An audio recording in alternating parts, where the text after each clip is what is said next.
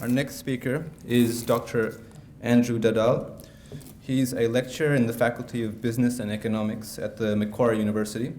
He graduated with honors in law and commerce, having completed a double degree, and is presently doing his PhD on money and banking at the University of New South Wales. His areas of interest are constitutional and commercial law, and he is particularly interested in the intersection between the two areas of law.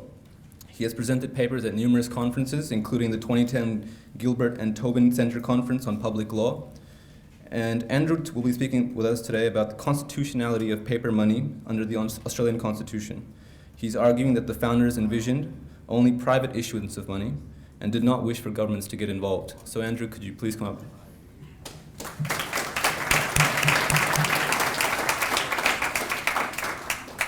First of all, thank you to the organisers of this splendid conference for giving me the chance to come here and share my arguments with you.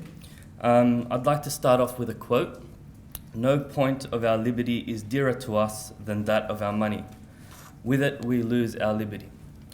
These words were spoken on the floor of the House of Commons on the 21st of October, 1675.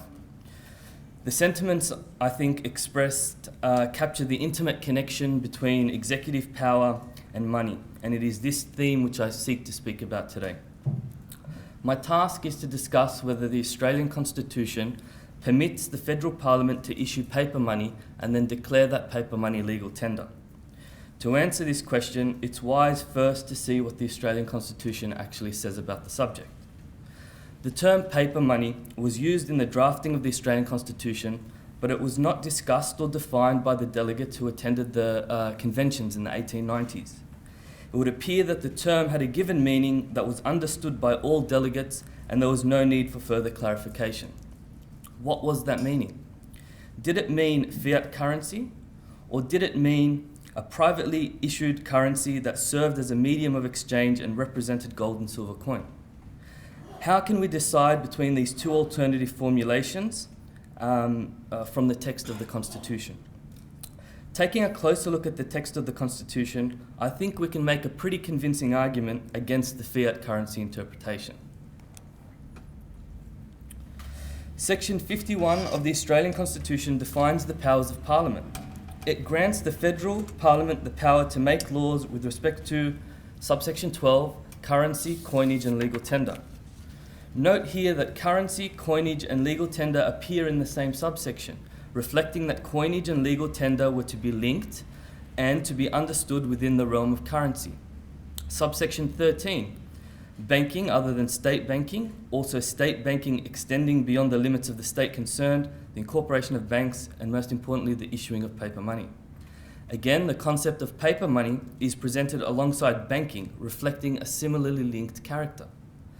And then finally, subsection 16, bills of exchange and promissory notes.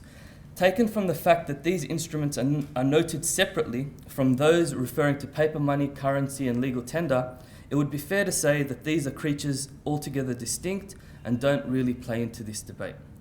Finally, and perhaps most damning for those advocating that the Constitution permits a fiat currency to prevail, is section 115 of the Australian Constitution. It provides, "A state shall not coin money, nor make anything but gold and silver coin legal tender in the payment of debts." I could, if I wanted, leave my presentation there, and I would feel quite confident that I'd offered a convincing case based solely on the text of the Constitution, that a fiat currency is unconstitutional. There's one problem, however. Australia has a system of fiat currency that needs to be reconciled with this text. To begin with, I would like to note that in the course of my research, I haven't actually ever come across logical arguments that posit the Constitution supports a fiat currency. It seems to be assumed knowledge. To play devil's advocate, the argument in favour of the constitutionality of fiat currency would be, I only imagine, section 5113 of the Constitution allows the Federal Parliament to make laws about paper money. That phrase, being read broadly, necessarily includes a federal power not only to regulate privately issued paper money, but in fact provides the basis for the government to issue its own paper money. Moreover, the federal government, pursuant to section 5112, can then declare that issued paper money legal tender. That all seems like a fair enough proposition. But one problem remains, and that's the obstacle of Section 115. It states that the states are not allowed to make that federally issued paper money legal tender in the payment of debts. Try that argument next time you get a speeding ticket from the New South Wales Police Department. The thesis I'm presenting today is that fiat currency system in Australia has arisen as a consequence of political rather than constitutional design. In defending this thesis, I'm going to focus on two main areas of interest. First area of interest that I will be discussing is the English constitutional tradition in relation to the issuing of paper money. I will focus on this for two reasons. First, the Australian Constitution is born of that tradition and is a branch of that same tree, as are the American and Canadian constitutions. And second, the events of the late 17th and early 18th century in England capture and convey the way in which paper money enhances and concentrates organised state power. The second area to be discussed in defending my thesis is that of the Australian context and the political manoeuvrings that resulted in the establishment of the Commonwealth Bank and later a government-issued paper money that was eventually severed from the gold standard. The roots of the political motivations for the introduction of paper money in Australia can be seen to arise at a time early on in the Australian Federation, when the Labor Party assumed total control of both houses of Parliament. Labor saw government-controlled money as a means to pursue a socialist agenda and thwart the power and influence of English-based banking houses in the newly established Commonwealth. To be fair, while I focus on the role of the Labor Party in this presentation, the other side of politics has never challenged the fiat currency foundations instituted by Labor. I will also argue that the means of accomplishing this fiat currency arrangement in Australia were explicitly framed upon the fiscal strategies established in England following the Glorious Revolution of 1688, and later implemented by Alexander Hamilton in the American context. Due to time restrictions, I don't have time to get into the American context, but it is a relevant area of research. It is my contention that the terms of the Australian Constitution have been forced by political interests into supporting this system when there is a credible case to be made that such a system was never intended, both in light of the history of the Anglo-American constitutional tradition, the history of the Australian Constitution, and just the plain text and structure of the Australian Constitution. As the world is moving further away from hard currencies and towards electronic currencies, is this discussion even relevant? I believe it is, but only if enduring principles are extracted from the discussion. The one enduring principle that I think can be taken from this discussion is that of limitations. Hard currencies provide a real limit on the amount of money in existence that is outside the control of simple mechanisms of legal manipulation. By not being able to control the stock of monetary wealth in existence, no one is able to arbitrarily adjust the value of that wealth. Any moral monetary system must not allow wealth to be stolen away arbitrarily. Any future monetary system must have this fundamental concept at its heart. At least with paper money, there's the flimsy physical limitation of paper, or in Australia's case, polymer. But with electronic currencies, it's basically how many times can you tap a keyboard. Money must be as autonomous as possible and free from manipulation, such that monetary autonomy can serve as the foundation stone of civic autonomy. I would like, therefore, to start by going back to the English constitutional changes of 1688 in England. These are the ultimate origins and inspirations of the Australian system of fiat currency. This period is important because it saw the development of the paper money system as well as significant constitutional changes aimed at addressing profligate, authoritarian and arbitrary monarchical rule. Both of these developments are linked. The late 17th century is important from a constitutional standpoint because it is the period when the English experimented with various forms of constitutional government, including republicanism, and finally settled upon limited constitutional monarchy. In 1688, the Protestant William and Mary of Orange were invited to assume the English throne. The settlement of 1688, or the Glorious Revolution, saw a shift in executive power from the absolutist model of monarchy to a model characterized by parliamentary sovereignty. Those supporting the changes realized in 1688 hoped that Parliament could control the authority of the Crown, if not militarily, then at least through the purse strings. The real financial power was to reside with the new commercial classes represented by Parliament. As one English parliamentarian noted, "'Tis money that makes a parliament considerable, and nothing else." On the one hand, parliamentary forces sought to install a constitutional monarch with limited powers. In response to these arrangements, regents constrained by these new arrangements, starting immediately with William and Mary of Orange, sought greater autonomy. The development of paper money and a system of central bank mediated credit public finance developed in response to this dynamic as a source of funding enabling executive power to grow beyond the limitations of Parliament. Financial constraints were nothing new for European royalty, but in the past it was not an assembly that restricted fiscal power, but rather the physical scarcity of precious metals. This saw Spain, among other powers, send explorers such as Columbus across the Atlantic and to the ends of the known world in search of treasures to expand the stock of available gold and silver coin. In furtherance of this goal, it was not unknown for royal houses also to invest significant sums of money in the questionable science of alchemy, where base metals were to be converted into precious metals in order to expand the wealth and overcome the limitations imposed by money, the scarcity of money. I will say a little bit more about this in a moment. In the late 17th century, Amsterdam was the commercial centre of Europe, and William and Mary, being Dutch, were aware of the innovations in finance that were arising on the continent. The settlement of 1688 saw foreign policy and foreign affairs retained as a royal prerogative to the executive. That continues to this day. The settlement of, seeking to fund foreign expeditions against Catholic forces and generally shake off the restrictive fiscal limitations of Parliament, William of Orange sought willing creditors and/or other financial arrangements. One of the main arrangements that arose in response to this need was the chartering of the Bank of England in 1694, prompting what historians call the financial revolution. What the Bank of England was able to do was to centralise the banking system and the issuing of paper money, which up to that point had only been developed and exploited by shrewd independent goldsmiths who realised that the receipts they were issuing for deposited gold were being circulated and that they could use, circulate and loan at interest more receipts than the gold that they actually held.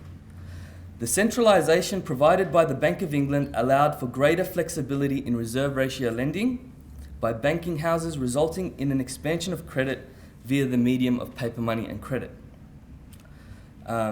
bookkeeping credit.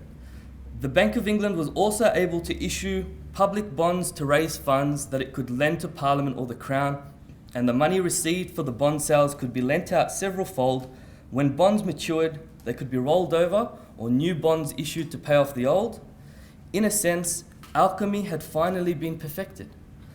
As scholar Carl Wennerlind has argued, as the practice of transmutation provided insurmountably difficult, an interest developed in credit money as an alternative method of expanding the monetary stock. In the 1690s, the Bank of England finally engineered a system of credit money. The success of this system coincided with or caused a rapid decline in royal support for alchemy, elevating credit money to the status of sole, tried and reasonably successful mechanism for the expansion of the money stock. Hence, while the prospect of expanding the money stock at will might have been conceived in alchemical terms, it only materialized in the form of credit money. By 1708, a mere 20 years after the Glorious Revolution, the Crown had reasserted itself in fiscal matters by controlling what financial legislation could be introduced into Parliament, and by having the Bank of England as a source of independent funding outside the control of Parliament. Although the new source of credit was greatly empowering the monarch early on, it also empowered the commercial middle classes that were emerging at that time. These middle classes benefited most from the settlement of 1688, and they sought to defend it because they had a vested interest. They were referred to as the Whigs. Having invested in bonds and generally having their commercial lives intertwined with this new settlement, they could provide no real opposition to the growth and centralisation of royal power. It would be cutting off their noses to spite their face, given the interest they accumulated through their investments facilitated by the credit money system. The landed gentry and aristocratic classes, however, had their wealth in independent estates and could thus present a more autonomous resistance against the expansion of royal power, precisely because their interests were not so tied up and dependent upon the new settlement. These became known as the Tories. With private wealth now vulnerable to the alchemy of paper money and limitless creation of credit by the Bank of England, society was transformed into a polity characterised by popular patrimony vested in the prevailing system, where financial interdependence between society and government sharpened and enhanced royal power to the detriment of the intended structure safeguarding English liberty, that is, parliamentary control of the executive. The rapid expansion of credit led to several outcomes. I would like to highlight just 3 of those outcomes. First, severe boom and bust cycles ensued as money was loaned out and invested in even more outlandish schemes like unnecessary railways that went to nowhere. One such boom was in relation to the company known as the South Sea Company, which eventually collapsed. In response, Parliament passed the infamous Bubble Act of 1720 in an attempt to limit the detrimental outcomes of the financial instability by limiting the ability of joint stock companies to form and operate. Like, as with most legislation, this kind of caused the reverse of the intended purpose of the legislation. It meant entrepreneurs had to rely more heavily on loans from banks because they couldn't pool their savings together in joint stock companies, because joint stock companies were outlawed because it was perceived they caused the boom and bust cycles. So it just re-energized the boom and bust cycles because more people wanted more credit from the banks.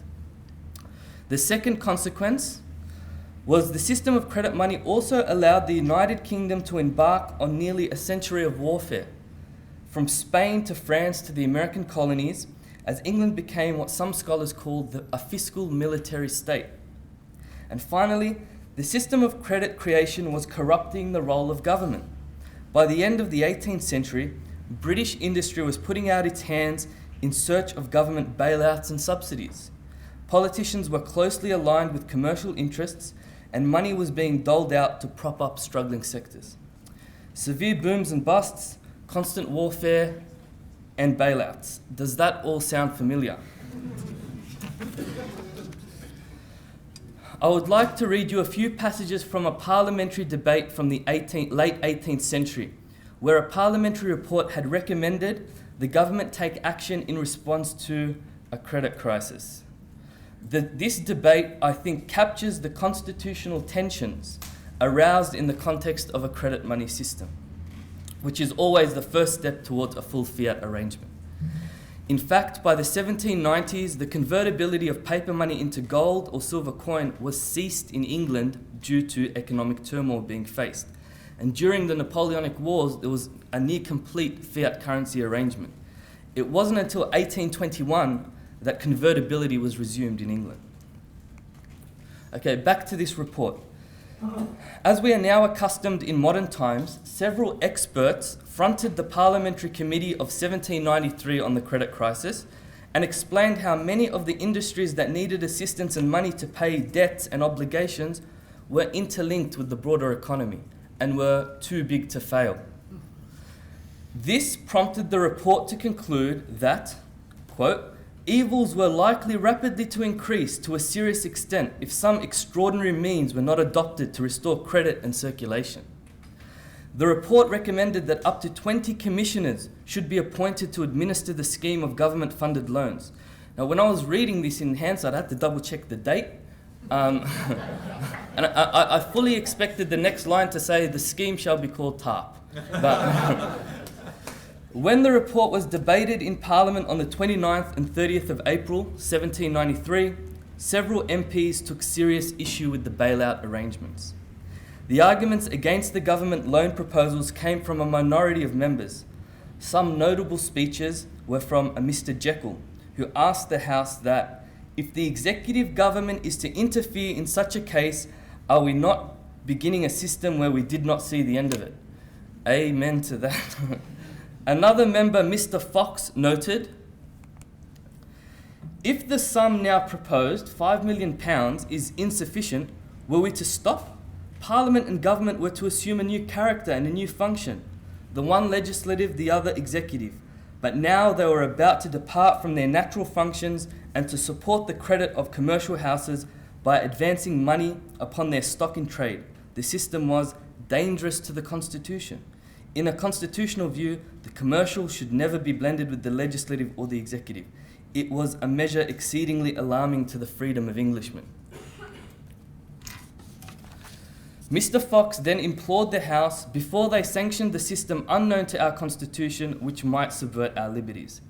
Mr. Alderman also argued, how was the government to take what related to commercial dealings into its hands without establishing a precedent of the most dangerous nature? How were the committee sure that this would not damp the ardour of commerce and shake the general principle, which was the life of commerce itself, the control which every man has over his property? Was this not opening the door to the most unconstitutional and dangerous patronage? Good God, did the committee see the extent of the power which this might give to the executive government, a power which it was the first duty of this House to protect? The argument that won the day, however, is encapsulated by Mr. Pitt, who expressed the sentiment that, on some occasions, the urgency of particular instances must outweigh general principles. On that sentiment, the House of Commons passed the bailout legislation, ignoring the constitutional arguments expressed. Even though these views were minority views, it was important, I think, that the dissenting views were recorded for posterity. I would like to leave the English context there at the end of the 18th century. The reason why I've spent so much time on the English context is because it reflects the principle that government power becomes centralised to an extent that may prevail beyond accountable limitations when government can control the money supply. One of the most important accountability mechanisms that our system of Westminster parliamentary government is supposed to embody is that of parliamentary control of finances. Parliament is meant to have the power of supply. The system of credit creation and central banking fetters this mechanism by giving the executive a means of funding outside the control of Parliament. And even more serious, the executive government can spend more money than it actually has, accumulating a national debt that becomes impossible to service. In this second part of the discussion, I'd like to focus more on the Australian context, the historical and political context.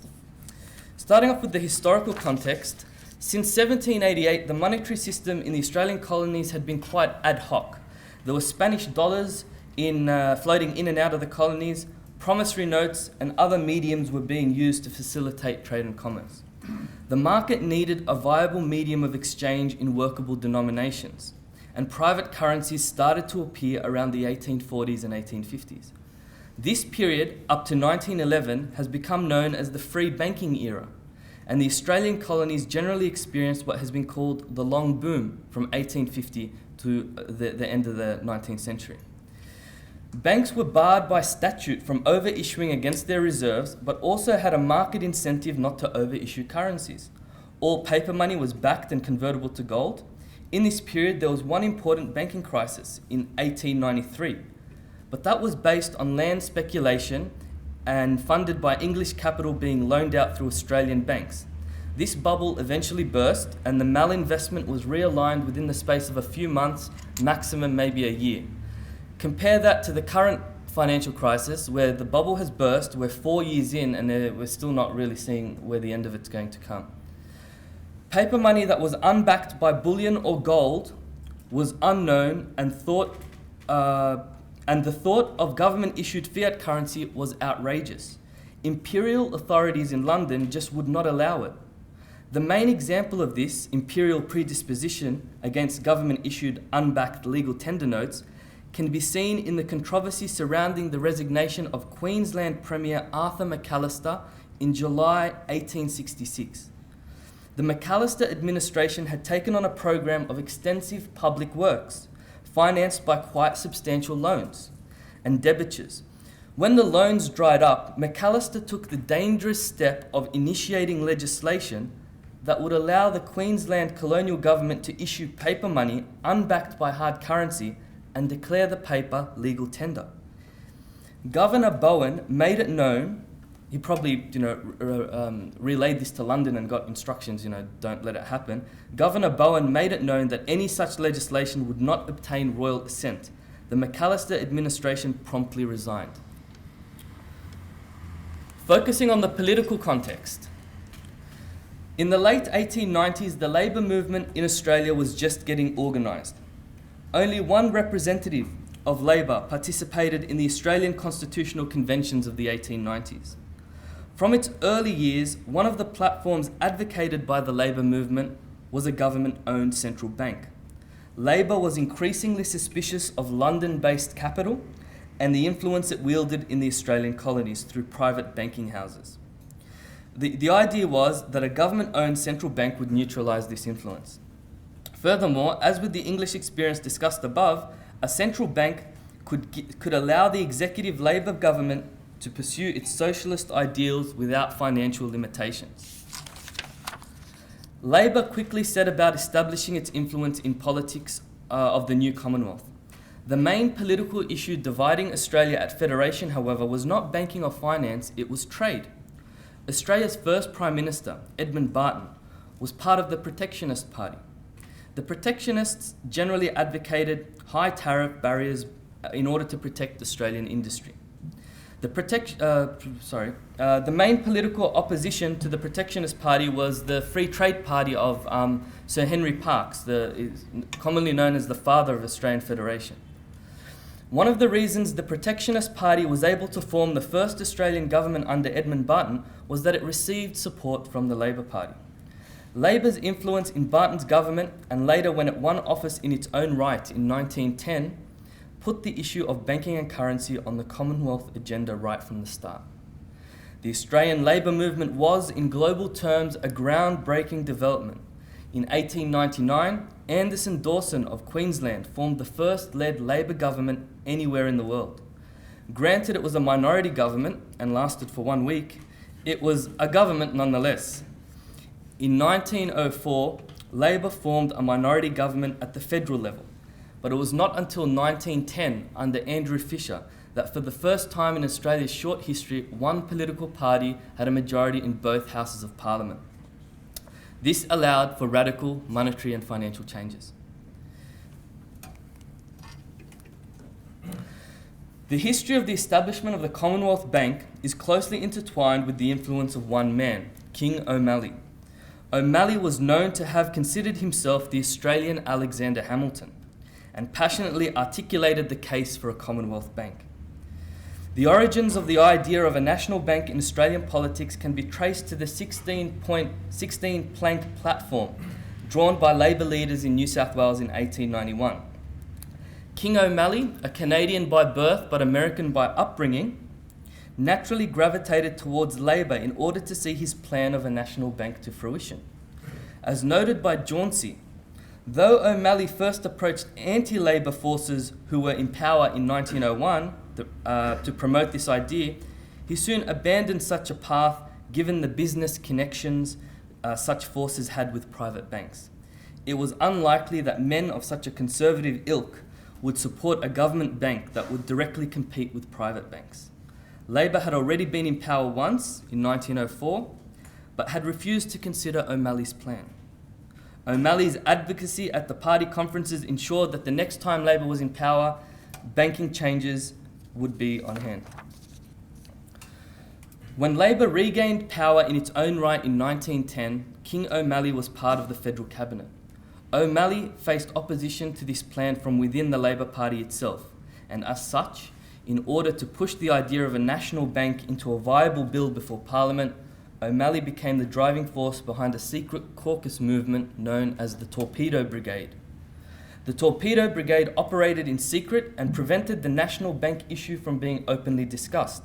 This gave the ostensible impression that the matter of a national bank had been settled, and this insulated the government from attracting the ire of influential banking interests. The final establishment of the bank was a well-planned development. As Jauncey concludes, the Commonwealth Bank cannot justly be said to be the result of a national political upheaval. The bank is the consequence neither of a political disturbance nor of hasty political action, but rather the result of calm conjecture in the time of prosperity.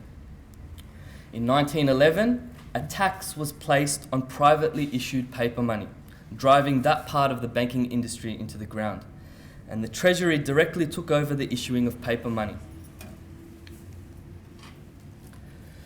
Upon its establishment, the Commonwealth Bank was not established as a central bank. It had the ordinary powers of a chartered bank, with the important exception that it was the banker to the Commonwealth and immune from state and federal taxes. The Commonwealth Bank would operate as an ordinary trading bank. It doesn't sound quite ordinary, does it? It's a normal bank, except it doesn't have to pay tax. The Commonwealth Bank would operate as an ordinary trading bank, but it would also set up a savings bank business that would take over the saving facilities that up to that time were being operated by the post offices. And when I was reading the constitutional debate in the 1890s, there was a big deal made about federal control of post offices. And I was thinking, like, they're going to control mail. Well, why are you up in arms about this? The reason was because post offices were also savings banks, and people put money in there, and state or colonial governments could borrow money from the post offices as a form of funding expenditure rather than having to go to the banking sector. So the Commonwealth Bank took over that function as well. During the First World War, the Australian government determined that large parts of the banking sector were to be brought under the direct control of the government. The modalities of this initiative required the Commonwealth Bank to take a leading role in the organisation and administration of the banking industry, in line with government requirements. This episode meant that the stature and importance of the Commonwealth Bank to the federal government was consolidated, and its position as an integral institution of national importance was confirmed. The Commonwealth Bank also took over from private banks the note distribution functions, which was replacing old notes, privately or publicly issued, for new notes, and exchanging denominations and converting notes into gold. The actual issuing of paper money remained the province of the Treasury until 1924, when this function also was handed to the Commonwealth Bank. In 1932, the gold standard was ceased, and the notes issued by the Commonwealth Bank were no longer backed by gold, yet remained legal tender. The enhancement in royal power experienced in England through the credit money arrangements facilitated by the Bank of England in the late 17th and 18th centuries were mirrored in the establishment of the Commonwealth Bank and the expansion of the fiscal scope available to the federal government in Australia. It's the same trick in a different context. The accepted approach to constitutional reasoning in Australia is that first we look at the text of the Constitution. If it's indeterminate, then we can examine other considerations in order to furnish the Constitution with meaning. One of the approaches which the High Court has in the last 20 years adopted in this context is the use of history in constitutional reasoning. Even if we make the unwarranted concession that the text of the Australian Constitution is unclear on this point of whether federally issued fiat currency is constitutional, my contention is that the historical record provides a similar perspective on the unconstitutionality of paper money. In order to sustain an argument that the text of the Constitution permits a fiat currency, you must subscribe to a constitutional philosophy whereby the document can be bent and stretched to meet emerging needs of a changing society. The Constitution is thus a toolbox facilitating the government, rather than a limit on government power. In recent years, the question of paper money under the Australian Constitution has been brought to the courts on several occasions by one man, Mr. Alan Skyring. Mr. Skyring has consistently argued that paper money in Australia is unconstitutional. Mr. Skyring is an engineer by training, and he always represents himself in court proceedings, even before the High Court. Such are his convictions on this matter that Mr. Skyring once defaced an Australian banknote, something I remember Paul Keating doing as well, in order to bring the matter before the courts and present his argument. Unfortunately, he was eventually convicted for the crime and his argument was dismissed without really engaging with its merits. On another occasion, Mr. Skyring attempted to pay registration costs for a state election in Queensland with gold coins, as is required under Section 115 of the Australian Constitution. When the coins were refused, Mr. Skyring took the registrar to court.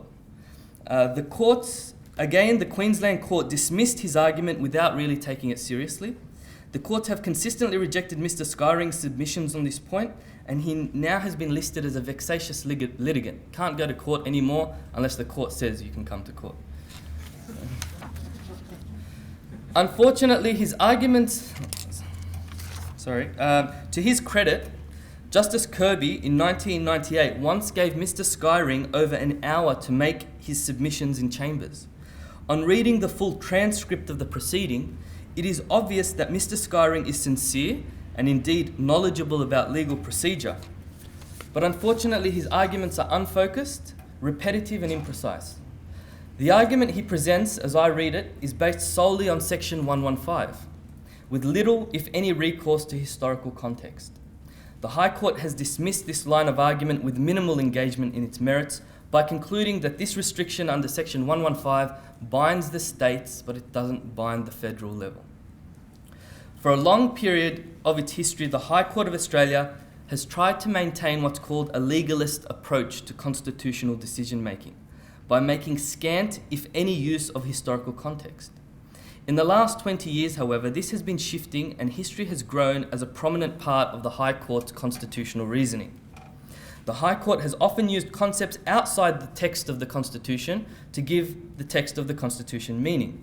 For example, the concepts of the separation of powers or responsible government are not explicitly stated in the Constitution. They come from English traditions and are outside the document, yet the Court can rely on those outside considerations to give the Constitution meaning.